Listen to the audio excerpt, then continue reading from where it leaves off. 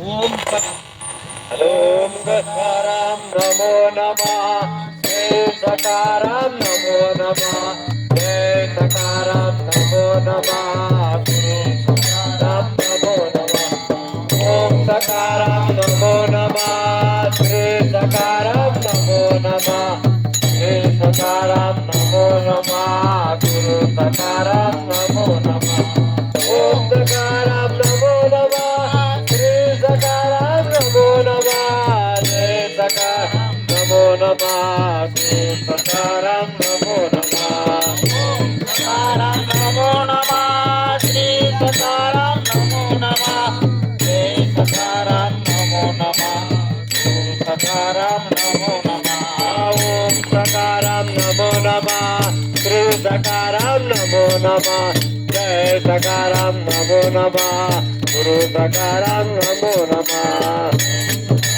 नमो नमः सकाराम नमो नमः सकाराम नमो नमः गुरु सकाराम नमो नमः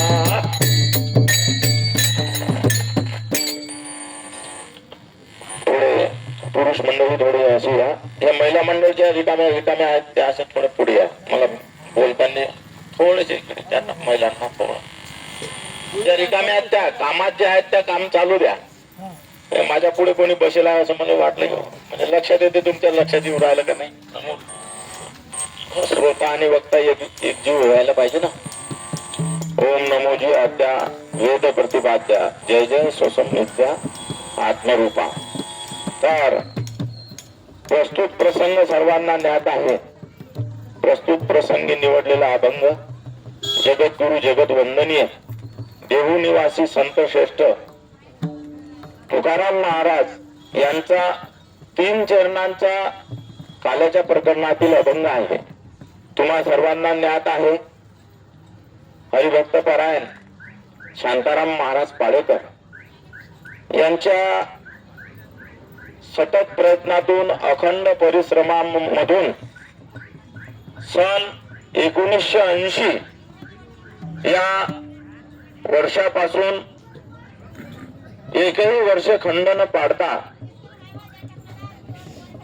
त्यांची स्वतःची मुलगी वारल्यानंतरही तिचा अंत्यसंस्कार केल्यावर लगेच या दिंडीला सुरुवात करणारे एकमेव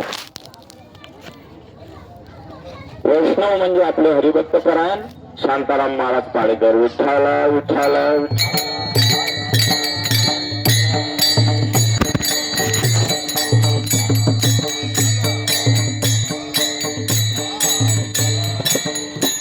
तर अशी ही 1980 पासून सुरू असलेला हा प्रवास, हे दिंडी सोहळा या वर्षी 2025 म्हणजे सरळ 45 वर्षे झाले. 45 वर्ष झाल्या अखंड हा हरिनामाचा सोहळा, हा पायी दिंडी सोहळा काही वर्ष चालला. आजही थोडं वाहनाने थोडं पायदल अशी ही दिंडी या संत सकाराम महाराज यांच्या पुण्यतिथीच्या निमित्तानं या वारकरी मेळाव्यामध्ये आपण सामील होत असतो. माऊली हरिपाठात सांगतात, नित्य नेम नामे तो प्राणी दुर्लभ आणि लक्ष्मी वल्लभ दयाजवळ. नित्य नेम महत्वाचा आहे आणि महाराजांनी तो नित्य नेम चालू ठेवला. 80 पासून अनेक अडचणीचे डोंगर त्यांच्या समोर आले असतील, परंतु त्यांनी त्या गोष्टीला तोंड देत देत हा रथ इथपर्यंत आणून ठेवला. हे संत समागमी धरावी आवडी आणि करावी तातडी परमार्थाची. संतांच्या समागमाची आवडी असली पाहिजे आणि तातडी कशाची करायची आहे?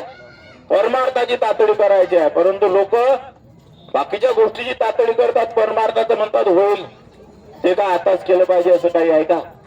काय काय तर लोक म्हणतात ह्या ज्या गोष्टी आहेत